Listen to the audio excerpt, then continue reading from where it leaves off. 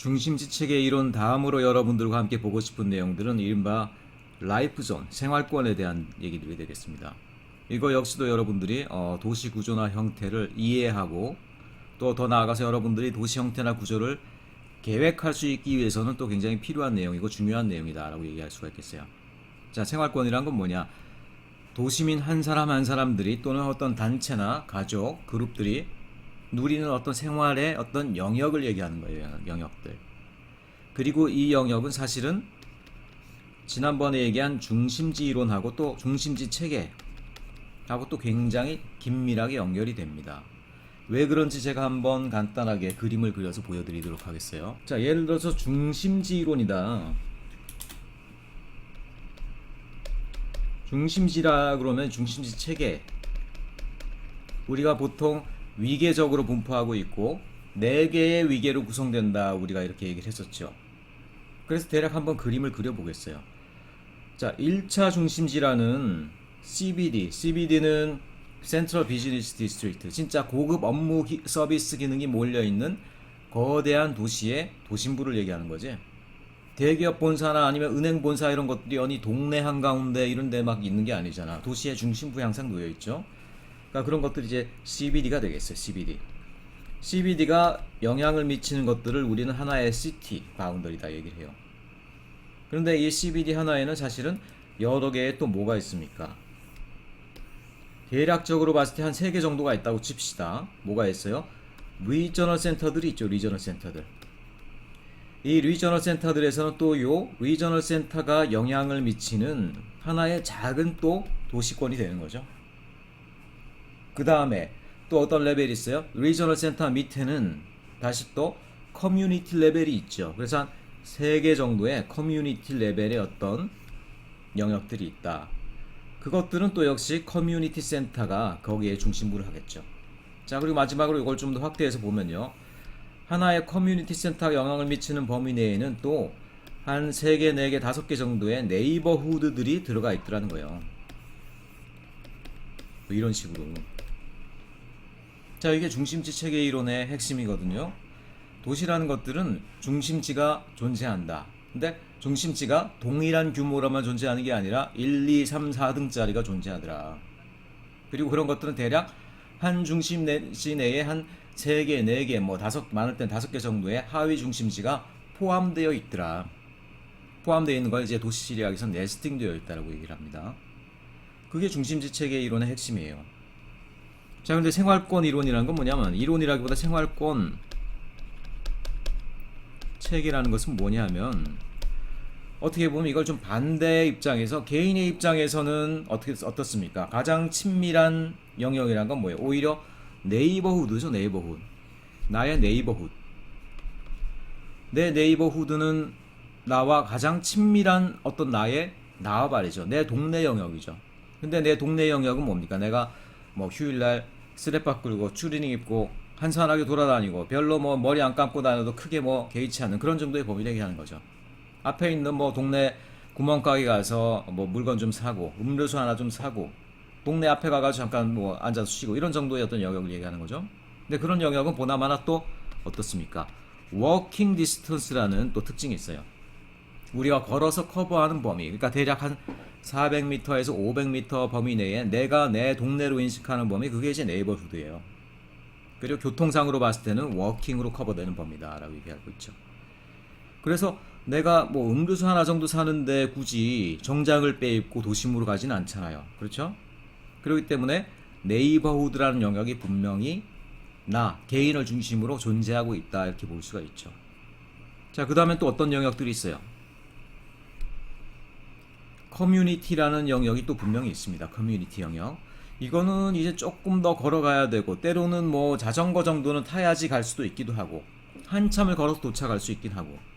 그런데 예를 들어서 이런 부분은 어떻게 돼요? 친구랑 어느 정도 조금 그래도 차를 싣고 가서 카페에서 약속을 한다라든가 다른 사람들과 이제 교류가 이루어진다라든가 아니면 뭐 물건을 사더라도 조금은 규모 있는 슈퍼마켓이나 이런 데 가가지고 이제 일용품을 우리가 한 번에 좀 많이 사온다라든가 그런 정도 레벨의 활동이 일어나는, 그리고 사람과 사람을 기본적으로 만남을 중심으로 이루어지는 그런 생활권의 바운더리가 좀 있어요. 요거는 조금 더 멀어집니다. 때로는 뭐 버스 정거장 한두 정거장 가기도 하고 걸어가긴 어렵기 때문에 어떨 때는 좀 상당히 작정을 하고 걸어가야 되는 그런 정도 거리가 되더라는 거예요. 자, 그런데 그것만 있느냐? 그렇지 않고 분명히 자, 리저널이라는 범위도 있어요. 리저널이라고 하면은 어떻게 설명해야 될까? 예를 들어서 여자분들 같은 경우는 내가 화장품을 산다. 화장품 살 때도 그런 것들은 어떤 특징이 있어요. 하나를 그냥 가가지고 이거 주세요 하고 딱 사진 않죠? 조금 이제 가서 비교도 해보고 직접 뭐 발라보기도 하고 다른 제품이랑 뭐 어떻게 생겼나 이렇게 등등등등 다른 가게도 한번 가보고 그리고 뭐 옷을 살 때도 어느 정도 이제 크게 부담스러운 옷이 아니라 캐주얼한 옷 정도는 비교를 해봐야 되죠. 그렇게 비교를 통해서 어떤 선매품, 그러니까 골라서 구하는 어떤 제품이나 이런 것들을 구한다고 할 때는 여러분들이 조금 더 멀리 나가요. 그러니까 서울로 치면 지하철역 정도, 역세권 정도는 여러분들이 나간다는 얘기죠. 그 정도가 되면 그런 바운더리는 이제 여러분들이 버스를 타고 아예 걷기보다는 버스를 타거나 택시를 타거나 어느 정도 한참 진출하는 걸 가정을 해요. 그게 리저널 규모라는 거예요. 그렇죠? 여기서부터는 이제 트랜스포테이션의 개념이 확실하게 나오는 거죠. 자동차를 이용한 어떤 트랜스포테이션 개념들. 그런가 하면 그걸로 끝이냐? 우리의 생활권은요, 거기서 끝나지가 않습니다. 더 큰 생활권이 또 있어요. 다 그릴 수도 없는. 그게 바로 CBD 생활권이에요. CBD. 도심입니다. 도심. 도심이란 건 뭡니까? 우리가 도심을 갈 이유가 있어요. 그 도시에 사는 사람이면 도심을 가야 될 이유가 틀림없이 있습니다. 한 달에 최소 그래도 몇 번은 가야 됩니다. 매일 가야 되는 사람도 있고요. 매일 가야 되는 사람은 누구? 직장 다니는 사람. 또는 거기에 있는 고급한 서비스 기능들이 있어요. 영어 학원 큰 데라든가 뭐 이런 데들. 그런 거 도심에 있죠, 주로. 또 뭐가 있습니까? 상업 기능으로 치면은 고급 전문품. 전문품은 진짜 이거는 일생에 몇 번 안 사는 진짜 귀중한 물건이에요. 뭐가 있습니까? 자동차, 카메라 이런 것들. 그런 것들 여러분 동네 한가운데서 그냥 사지 않죠? 적어도 도심부에 나가서 벼르고 별러서, 그렇죠? 그리고 고르고 골라서 사는 거죠. 또는 백화점 가가지고 좀 고급한 의류를 구매하고 싶다라고 할 때, 또는 뭐 어떤 문화회관이나 예술회관 이렇게 1년에 몇 번 안 가는 고급한 문화 서비스를 누릴 때, 그럴 때는 여러분 CBD 정도로 가져야 됩니다. 이럴 땐 진짜 거의 뭐 반나절 걸려서 나가도 크게 아깝다고 생각을 안 해요. 그건 뭡니까? 도시 전체를 아우르는 CBD 영역이죠. 무슨 얘기예요? 제가 지금 말한 게 뭡니까? 두 개는 사실은 다른 얘기를 하고 있는 게 아니라는 거죠. 중심지 체계 같은 경우는 그 영역의 가운데를 이루는 핵심적인 기능이 뭐냐? 걔네들이 어떻게 분포하고 있느냐? 말하자면 그런 기계적인 측면에서부터 시작을 한 설명인 것뿐이고, 생활권 체계는 그에 비해서 어떻게 됩니까? 나 개인 또는 나를 둘러싼 가족, 그룹, 어떤 사람들이 생활하는 생활의 범위라는 차원에서 시작을 한 것뿐이죠. 그러니까 두 개는 결국 동등하고 같다라는 것이죠. 그래서 우리가 중심지 체계를 얘기할 때는 차갑게 중심지에 들어가 있는 기능이 뭐냐, 그것들이 펼쳐진 영향권의 범위는 뭐냐, 이런 것들을 생각했었는데, 생활권 체계로 오니까 이슈가 뭐가 돼요? 내가 그 생활권 내에서 주로 활용하는 서비스가 어떤 것들이 있느냐. 네이버हु드 정도에서는 뭐 어떻게 됩니까? 뭐 일용품, 그다음에 리저널 정도 가면 선매품, CBD 정도 가면 전문품, 그리고 각 생활권마다 그 생활권을 커버하기 위한 교통수단이 이제 확실히 달라지죠. 간단하게만 한다라고 그러면 예를 들어서 꼭 이런 건 아니지만 네이버후드 같은 경우는 워킹, 그 다음에 한 뭐 커뮤니티 레벨 정도 같은 경우는 바이시클, 그 다음에 리저널 정도 가면 이제 대중교통은 틀림없이 나와야 되고, CBD 정도 가면 한 2시간, 3시간 정도, 심지어 기차를 타기도 하는 어떤 그런 정도의 길이들. 확실히 어떻게 되겠습니까? 우리가 하는 생활권도 그냥 막연하게 있는 게 아니라 역시 동등하게 중심지 체계랑 마찬가지로 어떤 특성이 있어요? 위계적 특성이 있다. 위계성이라는 거는 연속적이지 않고요. 1차 범위가 있고 그 다음에 확 늘어난 2차 범위가 있고 그 다음에 확 늘어난 3차 범위, 이렇게 그런 것들이 범위가 띄엄띄엄 분절되게 분포한다는 얘기예요. 중심지 체계에서 그런 것들이 있었죠. 생활권 체계도 마찬가지예요. 그러니까 사실은 두 개는 같은 개념이다, 이런 얘기를 하는 거예요. 같은 개념을 다른 관점에서 전체를 내려다보느냐 아니면 하나하나를 이루는 원자의 차원에서 보느냐, 그런 차원에 따라 나뉜 개념이다. 여러분들이 이렇게 이해하시면 되겠어요. 자, 그럼 사람들의 어떤 생활권은 왜 위계적으로 생겨나냐? 왜냐하면 그럴 수밖에 없어요. 사람들이 물리적으로 커버할 수 있는 범위가 한정돼 있잖아. 걸어서 여러분 하루에 1km, 2km씩 막 가가지고 아이스크림 하나 사갖고 올 사람 없단 말이에요. 그러니까 사람들은 체력의 범위, 이동의 범위가 있다 보니까 이동을 늘려야 될 때 이동 수단을 달리할 수밖에 없어요. 뭐 어떻게 됩니까? 걷는 거의 한계에서 갑자기 자전거를 타는 한계, 거기서 갑자기 버스를 타는 한계, 택시를 타는 한계, 기차를 타는 한계, 이런 식으로 교통수단이 점핑을 한다는 얘기예요. 그러다 보니까 우리가 누리는 공간의 범위도 연속적이지가 않아요. 이렇게 여러 개의 위계, 등급화된 생활권 패턴으로 존재하게 된다. 그래서 요런 어떤 원리를 여러분들이 아셔야지 이제 생활권 계획 부분을 여러분들이 이해하시는 것이 되겠다라는 것이고요.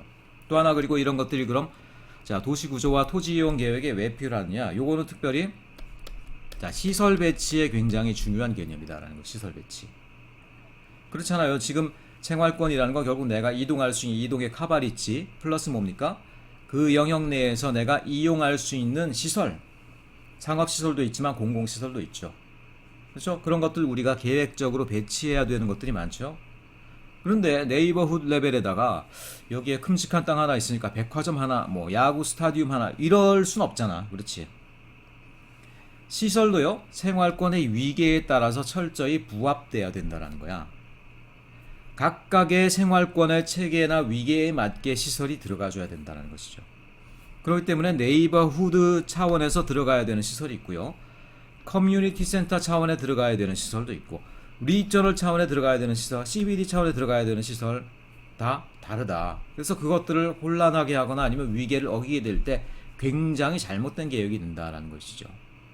그래서 역시 시설 계획을 하는 데 있어서도 생활권 체계에 대한 인식은 반드시 필요하다. 이렇게 우리가 얘기할 수 있을 것 같습니다. 자, 그래서 라이프존의 의미가 쭉 나오고 있는데요. 아까 얘기했지만 중심지 이론을 그것의 원자가 되는 어떤 사람들의 활동이라는 측면으로 환원시켜서 본 개념이기 때문에 전혀 새로운 개념은 아니다. 근데 일단 우리는 살아가면서 이미 그걸 다 경험하고 있더란 얘기예요.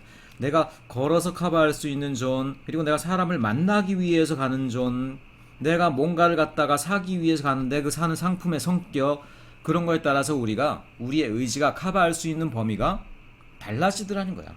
그게 바로 생활권의 의미입니다. 그리고 가장 큰 생활권, 내가 커버하는 가장 큰 생활권이 그것이 바로 하나의 도시의 범위가 되더라는 거예요. 그러니까 도시는 그거보다 큰 것도 의미가 없고요. 작으면 부족해지는 게 도시라는 것이죠. 그렇기 때문에 도시의 규모라든가 인구 규모하고도 또 밀접하게 연결되는 것들이 바로 이 생활권에 대한 개념이다. 그리고 아까도 얘기했지만 그 생활권의 규모나 위계에 따라서 들어가야 되는 시설이 다르죠. 그래서 역시 중요하다, 이런 얘기를 하고 있어요. 그러면 이 생활권의 위계는 어떤 식으로 나타나느냐? 자, 이런 것들도 그럼 우리가 지난 시간에 배운 베리의 연구 결과를 토대로 한다라고 그러면 4개 정도의 위계가 있으면 현대 도시를 다 커버할 수 있다, 이렇게 보고 있었죠. 우리나라 법에서도 사실은 이런 거의 원리를 거의 대동소이하게 적용을 하고 있습니다. 근데 우리나라는 좀 이름을 그때그때 좀 헷갈리게 조금 다르게 써요. 그래서 조금 헷갈리는 경우는 있는데, 기본적으로 한국의 어떤 계획법이나 아니면 한국의 신도시 계획을 보면요, 이런 표현을 쓰고 있어요. 근린생활권, 소생활권, 중생활권, 대생활권.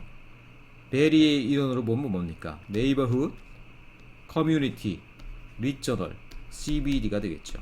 이런 식으로 얘기할 수 있겠고, 그래서 네이버훗 같은 경우는 그러면은 대략 인구가 얼마냐? 대략 한 만에서 많아도 2만 이내. 예, 조그만 동네니까. 그 다음에 소생활권이면 그런 것들이 한 3개, 4개 들어가니까 한 3만, 5만 되겠죠. 중생활권이면 한 10만, 15만, 12만.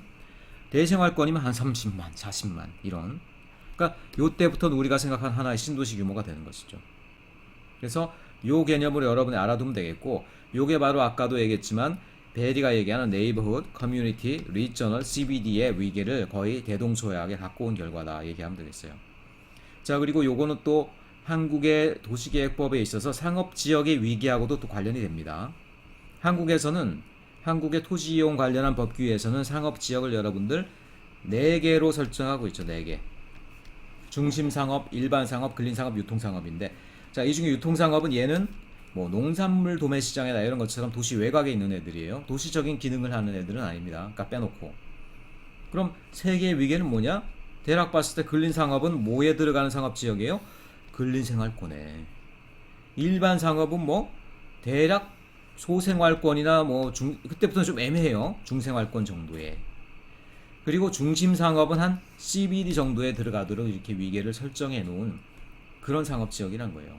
그래서 중심 상업 같은 경우는 굉장히 높은 고층 건물, 그리고 온갖 형태의 어떤 고급 상업 기능이 다 들어갈 수 있고요. 그거보다 높이도 좀 낮고 들어가는 어떤 상업이나 서비스의 범위도 좀 야간, 그게 일반 상업이고요. 그 다음에 근린 상업은 진짜 일용품을 위한 동네마다 있는 상점, 이런 것들이 되는 것이죠. 그래서 정확하게 4개의 위계는 아니지만 일반 상업이 커버하는 것들이 한 소생활권, 중생활권 내지 뭐 커뮤니티 레벨, 리저널 레벨이라고 그런다라고 그러면 대략 4개의 위계에 부합해 있는 상업 지역을 우리나라는 규정하고 있다. 그래서 이미 지어져서 잘 가동되고 있는 1기 신도시들을 보면요, 대표적인 1기 신도시들이죠. 요거를 설계한 분들이 지금 뭐 어쨌든 우리나라 계획계 설계계의 이제 원로분들이고 그런 분들이죠. 대략 보면은 대략 K는 뭐 한 3 정도의 원리를 이용했음을 여러분들이 볼 수가 있어요. 분당 1대생활권, 그러니까 규모가 좀 있는 애들, 분당이나 일산 이런 것들은 한 30만 50만 되는 도시들이죠. 그러니까 어떻습니까? 베리의 위계 구분으로 봤을 때 CBD가 탄생할 수 있는 애들이죠. 그런 경우에 4개의 위계를 다 쓰는 거죠. 그래서 대략 봤을 때 1, 3, 뭐 여기저기가 좀 줄어들긴 하지만 1, 3, 6, 26, 대략 K는 3 정도의 원리로 해서 계획을 한 것을 볼 수 있죠. 일산 같은 경우는 좀 특이하게 대생활권은 좀 작고 그 대신 소생활권이 좀 많지. 요거는 뒤에 나중에 우리가 일산 도시계획 특성을 보면 알겠지만 지하철 3호선을 따라서 이렇게 선형으로 쭉 늘어져 있어요. 그래서 소생활권하고 근린생활권을 좀 많이 만들어서 커버하는 경향이 있었거든요. 그러니까 꼭 이론대로 되는 것이 아니고 계획가의 계획적 판단에 의해서 중심지 체계는 조금씩 달라질 수가 있다. 그걸 우리가 또 이해를 해야 되겠죠. 자, 어쨌든 이런 것들이 지금 우리나라 신도시들도 대략 어떻습니까? 4개의 하이어레키를 이용한 그런 생활권 계획 내지 중심지 체계 계획이 이루어졌다. 이렇게 네이버후드 생활권이라는 거는 왜 중요하겠습니까? 왜 중요해요? 이거는 당연히 이제 도시를 이루는 가장 기본적인 단위이기 때문에 그래요. 그리고 사람이 가장 인간적으로 생활할 수 있는 범위죠. 그렇죠? 자기의 집 다음으로 가까운 친근한 동네이기 때문에. 그렇기 때문에 일상적으로 일어나는 여러 가지 휴식이라든가 일상적인 쇼핑, 일상적인 휴가 기능들 이런 것들이 충분히 주어져야 된다. 이런 얘기들을 하고 있더라는 거예요. 그래서 그런 1차 생활권, 2차 생활권, 3차 생활권엔 대략 어떤 시설이 들어가야 되겠는가. 당연히 백화점이나 우리가 생각하는 큰 마트 이런 것들은 한 3차 정도, 그러니까 베리의 구분으로 치자라 그러면 리저널 센터 정도가 돼야지 이제 걔네들이 좀 들어오는 거예요. 큰 병원이라든가 이런 것들. 그런가 하면은 조그만한 약국, 뭐 의원 이런 정도는 동네마다 하나씩 있어야 되지. 뭐 경로당, 유치원이 뭐 도심부에만 하나 있고 이럴 수는 없잖아. 어린이 공원 이런 것들. 자, 이런 것들이 대표적으로 각 근린마다 하나씩은 다 있어야 되는 이런 얘기라는 거예요. 그러니까 이런 것들은 어떻게 보면 좀씩 달라질 수도 있어요. 사람들의 인구 밀도나 아니면 지형 이런 거에 따라 달라질 수가 있는데, 동네를 근린을 계획했는데 근린 내에 이런 시설이 없다 그러면 그 근린은 사람이 살 수가 없죠. 특별히 그러니까 시설 배치를 할 때 가장 여러분들이 신경 써야 되는 그 영역이 바로 1차 생활권, 말하자면 근린 생활권, 네이버후드 존이 된다. 그걸 여러분들이 명심하시고 거기에 반드시 들어가야 되는 기능들이 바로 이런 것들이다. 여러분들이 그걸 명심을 하셨으면 좋겠어요. 자, 가끔 여러분들이 단지 계획을 하고 그러는 거 보면은 굉장히 황당한 게 근린 하나 정도의 단지 계획을 하고 했는데도 그 안에 집만 예쁘게 넣고 나무만 예쁘게 심고 그 안에 아무런 어떤 기능들이 없어요. 한 1km 정도 걸어가야 되는 그 동네 내에 뭐 상업 기능도 없고 구멍가게도 없고 경로당도 없고 유치원도 없어. 그냥 집만 예쁘게 지어놓은 거야. 그거는 뭐 예술로 쓸 수 있을지 모르겠지만 그거는 실제 도시가 아니에요. 그렇잖아. 여러분이 그런 데 살면은 아무리 내 집이 예뻐도 분노에 시달리다가 싼 값에 팔아치우고 나올 수밖에 없더라는 거야. 도시가 될 수가 없어요, 그런 것들. 도시라는 것들은 단순히 건물 형태뿐 아니라 그런 내용적인 디자인이 중요하다. 내용적인 디자인. 그래서 각각의 생활권 위계에 맞게 필요한 기능들을 필요한 규모대로 집어넣는 것, 그게 토지이용 계획 그리고 도시 계획에서 굉장히 중요한 요인이다. 여러분 그거를 명심하시기 바래요. 인구 규모로 한번 가볼까요? 그러면은 우리나라는 다른 나라들에 비해서 인구 규모가 높죠. 밀도가 높단 말이야. 그렇기 때문에 한 근린에 들어가는 사람의 숫자도 당연히 많아요. 뭐 영국이나 이런 데 같은 경우는 영국만 하더라도 인구 밀도가 적지가 않은데 거기는 그래도 한 근린을 보통 한 5,000명에서 많아봤자 10,000명 이하로 보통 봐요. 근데 우리는 인구 밀도가 높다 보니까 신도시의 한 근린에서 한 생활권에 들어가 있는 인구 규모가 대부분 10,000명에서 20,000명 사이입니다. 이렇게. 하지만 그럼에도 불구하고 어떻습니까? 자, 생활권, 1차 생활권, 말하자면 근린 생활권이라는 거는 자기가 직접 보행으로 커버할 수 있는 범위 내여야 돼요. 이거는 분명히 확실한 구분입니다. 왜냐하면 사람의 다리가 갑자기 튼튼해지는 것은 아니기 때문이죠. 그래서 대부분이 500m 전으로 그 생활권의 바운더리가 정해진 걸 볼 수가 있어요. 물론 과천은 조금 크긴 한데 과천은 좀 그 형태상 선형적인 특성이 있어서 그래요. 자, 이런 것들이 어쨌든 우리가 생각하는 근린 생활권 그리고 네이버후드 생활권, 요것들이 어느 정도 규모로 계획되어야 되는지를 여기서 분명히 보여주고 있죠. 그러니까 다른 건 아니고 일단 근린 주구를 우리가 어떤 형태로 설계하고 어떤 규모로 둘 것이냐, 거기에 대해서 여러분들이 많이 고민을 해야 되겠다는 거예요. 가장 근본이 되는, 가장 기본 유닛이 되는 네이버후드, 그러니까 근린 생활권에 대해서 지금 계속 얘기를 하고 있는데요. 그런 것들이 우리나라에선 지금 그러면 어떤 식으로 출현해서 어떤 식으로 형성돼 가는지 한번 그림을 통해서 보도록 하겠습니다.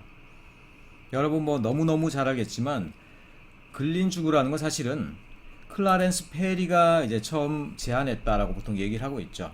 1927년이었나요? 근린주구라는 개념 자체가 클라렌스 페리가 창안한 게 결코 아니고, 일단 그런 것들은 유럽의 빌리지, 유럽의 마을 개념 가운데 이미 있어 왔던 개념이에요. 다만 그런데 이런 것들이 1920년대면 언제 이후입니까? 세계 1차 대전 이후죠.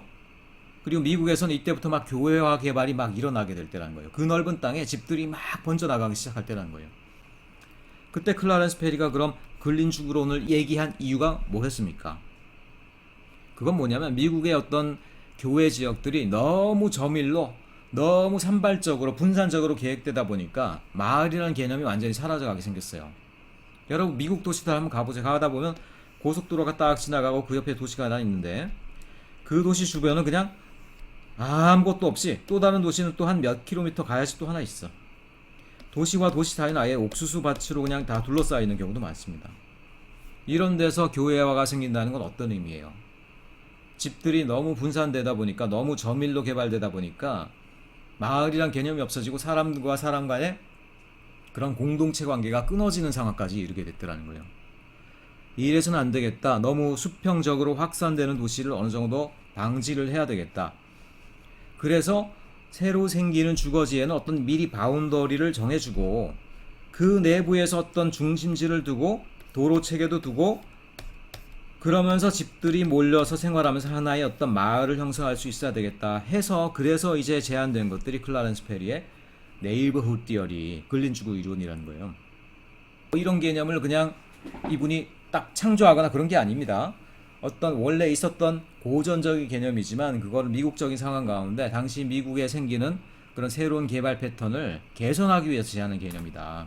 그래서 그가 그려놓은 요 그림은 지금도 이제 유명하게 나타나 있어요. 내용이 여러분 잘 아시죠? 대략 봤을 때 어떻습니까? 마을의 어떤 초등학교라든가 교회라든가 마을 회당 이런 것들이 중심에 놓이고요. 그 다음에 상업기능까지는 사실은 중심에다 넣지는 않고 있어요. 상업기능은 이런 외곽에 모서리나 이런 데 보통 이제 들어가는 것도 괜찮다 이렇게 얘기하고 있고요. 그리고 간선도로는 마을을 통과하면 안 되고 외곽으로만 지나가야 된다. 간선도로는 자동차 중심의 도로죠. 자동차가 마을 안을 막 뚫고 지나가면 안 된다는 얘기야. 그래서 요 마을 근린주구 안은 사람들이 보행으로만 걸어 다니면서 사람을 만나고 교류할 수 있는 그런 어떤 공간이 돼야 된다. 그리고 마을 사람들은 필요한 일이 있으면 가운데로 와서 중심부에서 서로 교류할 수 있어야 된다. 이런 개념이라는 거예요.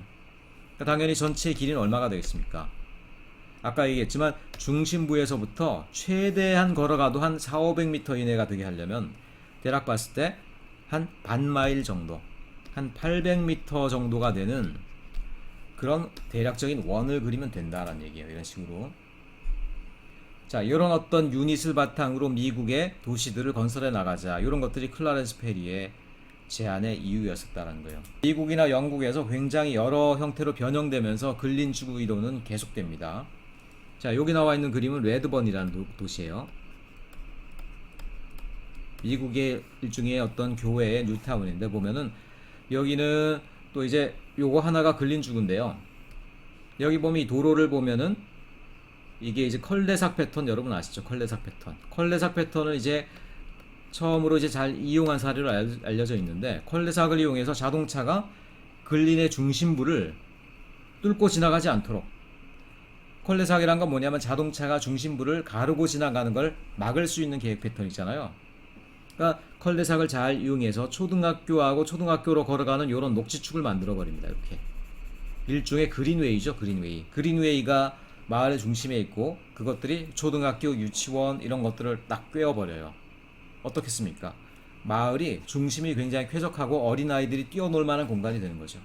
그리고 안전하게 학교로 오갈 수 있는 거죠. 그래서 어쨌든 그런 것들을 굉장히 그 당시에 각광을 받았었고 클라렌스 페리의 근린주구 패턴하고 완전히 일치하는 건 아니죠. 근데 그런 어떤 개념을 갖고 와서 상황에 맞게 변형시켜 나갔다 이렇게 볼 수가 있겠죠. 바로 이 부분을 이제 확대해 놓은 그림이 되겠어요. 신도시 같은 경우도 보면은 굉장히 엄격한 중심지 이론 그 다음에 근린주구 이론을 이제 적용시킨 걸 볼 수 있어요. 도시를 갖다가 4개의 근린으로 대략 구분을 했죠. 그 다음에 4개의 근린 중에 하나는 또 굉장히 시꺼먼 데가 하나 있네. 까보겠어요. 4개의 근린이 하나 모여서 우리 베리의 이론에 따르면 이건 한 커뮤니티 센터 정도 되겠죠. 그것들이 여기에 이제 적용이 됐더라는 거죠. 4개의 도시 전체의 중심부 역할을 하는 중심부를 또 근린 중에 하나에다가 집어넣어서 전체 도시가 따로따로 4개의 근린이 아니라 또 하나의 도시로도 워킹할 수 있게 해놓은 그런 패턴이 되겠다. 할로우 뉴타운이라는 곳입니다. 할로우. 미국의 콜롬비아 타운 같은 경우도 또 굉장히 위계적인 패턴을 쓴 걸로 유명한데 여기는 아예 초등학교 하나를 미리 가운데다 딱 배치해 놓고 그 다음에 마을을 그 중심으로 쭉 둘른 거예요. 그래서 그것들을 이제 여기서 네이버후드라고 불렀고 그 네이버후드가 또 이렇게 마을 회관을 중심으로 쭉 돌아갑니다. 한 5개 정도가. 그러면서 그걸 또 여기서 빌리지라고 불렀어요. 물론 베리의 이론에 따르면 네이버후드 다음에는 커뮤니티가 될 텐데 여기서는 그냥 그 개념을 빌리지로 바꾼 거예요. 그 다음에 그런 빌리지가 2개가 모이고 나면은 그 가운데는 타운 센터가 생긴다. 2개의 빌리지가 생기면 타운 하나가 생긴다. 이런 개념이라는 것이죠. 그러니까 역시 이것도 베리의 이론에 따르면은 타운이라기보다는 리저널 센터 개념이 되겠다. 이렇게 우리가 이해할 수 있겠죠. 자, 이렇게 위계적으로 계획하는 어떤 계획 패턴의 장점은 뭐겠습니까? 여러 가지가 있지만 사람들이 일단은 자기의 영역을 분명하게 형성할 수가 있어요. 그러니까 자기 동네가 있고 자기 영역이라는 소속감이 생기게 됩니다. 그러니까 지역에 대한 애착심과 소속감이 생기게 돼요. 그 다음에 지역민들의 친교가 발생하게 돼요. 그러면서도 각 근린주구마다 들어가는 시설들이 정확하게 분포가 되기 때문에 사람들이 굉장히 좀 뭐랄까 원활한 어떤 생활권 그리고 원활한 어떤 생활 패턴을 가질 수 있게 되는 그런 장점들이 있다. 이렇게 얘기할 수가 있겠습니다.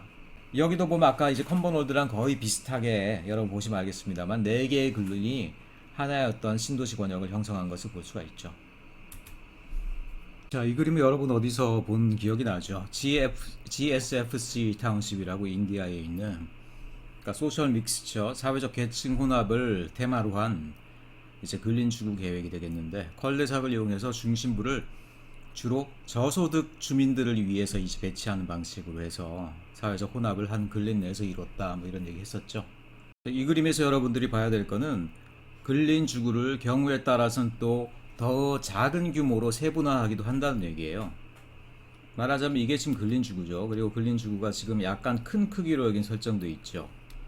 그러니까 전체가 한 1000m, 1km 정도 되는 것 같아요. 그러니까 근린주구 치고는 조금 이제 큰 규모죠.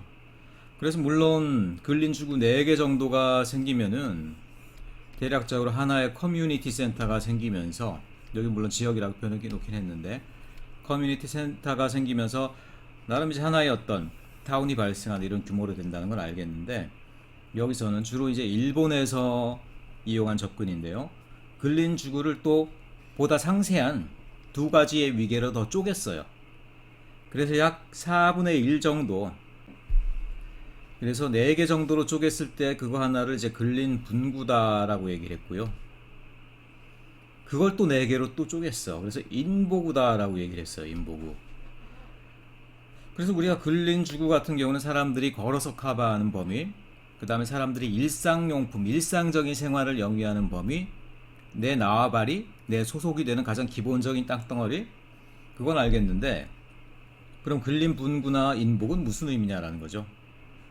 그래서 물론 굳이 의미를 찾자라고 그러면은, 자, 요거는 뭐랑 관련이 있을까? 인보구. 근린주구를 한 4개로 쪼갠 거. 4개로 쪼갰다라고 그러면 그런 것들은 반경이 한 200m 정도밖에 안 되겠죠? 그러니까 200m 정도의 범위, 진짜 우리 집 근처네, 완전히. 뭐겠습니까? 가장 친밀한 권역이 되는 거예요. 진짜 옆집 사람들, 앞집 사람들, 이런 개념들. 그리고 또 뭐랑 관련되겠습니까? 사람들 중에서도 가장 이동거리가 제한되는 사람, 노인분들은 많이 걸어요. 의외로 굉장히 넓은 커버리지를 커버합니다. 이분들은 어린아이들이죠. 어린아이들은 집을 떠나서 50m, 100m 이상 가면 안 돼요. 그렇기 때문에 어린이 놀이터 같은 경우도 항상 어떻습니까? 가능하면 50m, 100m에 있어야 되는 거죠. 그러니까 사실 인보구 같은 경우는 어린이 놀이시설, 유치원, 또 아이들이 갈 수 있는 그 생활권 범위, 그러니까 그런 거로 우리가 생각할 수 있어요. 그러니까 놀이터의 배치라든가 아이들 이제 유아 시설의 배치, 이런 것들과 관련된 인보구라는 보다 작은 단위가 있을 수 있다라고 우리가 생각해 볼 수도 있겠죠. 좀 더 도시를 정밀하게 만들고 싶으면은 이걸 이렇게 좀 더 쪼개가면서 할 수도 있다는 거죠. 하지만 도시가 반듯하게 기계적으로 생긴 것은 아니기 때문에 이렇게 너무 세밀한 위계로, 나는 뭐 6개 위계로 하겠다, 7개 위계로 하겠다, 이런 것들은 사실 좀 어려운 경우가 많아요. 왜냐, 도시가 워낙 불규칙하게 되어 있고 지형이나 아니면 뭐 교통시설의 여건도 다 다르죠. 균일하지가 않아.